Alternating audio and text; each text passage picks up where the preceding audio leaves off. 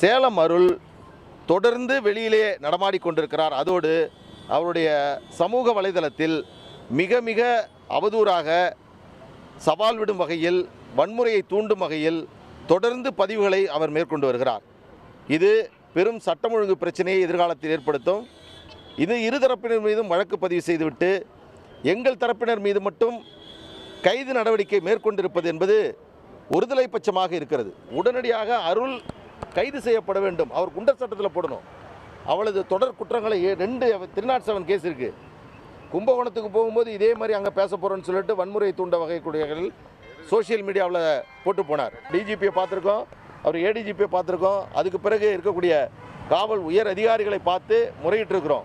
இதை முறையாக நீங்கள் நடவடிக்கை எடுக்கவில்லை என்று சொன்னால் மிகப்பெரிய போராட்டத்தை பாட்டாளி மக்கள் கட்சி நடத்தும். ஏன்னா 99% பாட்டாளி மக்கள் கட்சி மருத்துவர் அன்புமணி ராமதாஸ் அவருடைய தலைமையில் இயங்குகிறது. உண்மையான குற்றவாளிகள் யாருங்கிறது வீடியோவை நீங்கள் எடுத்துருக்கிறீங்க, காவல்துறை எடுத்துருக்குது.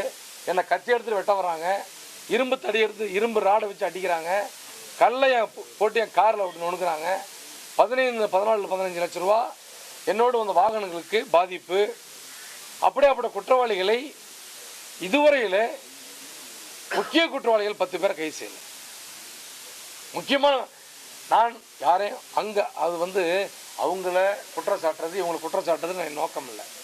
கைது செய்யாதது ஏன் என்பது என்னுடைய கேள்வி. அண்ணன் அன்புமணி அவர்களை இருக்கிற அடிக்கடி சொல்லுவார், தீய சக்தி என்ன கைக்கூலின்னு சொல்கிறார்ல, அந்த தீய சக்தியும் கைக்கூலியும் பாலு மாதிரி சில பேர் தான். இவர்கள் அங்கிருந்து விலகினாலே பாட்டாளி மக்கள் கட்சி நல்ல வெற்றி பாதையை நோக்கி செல்லும்.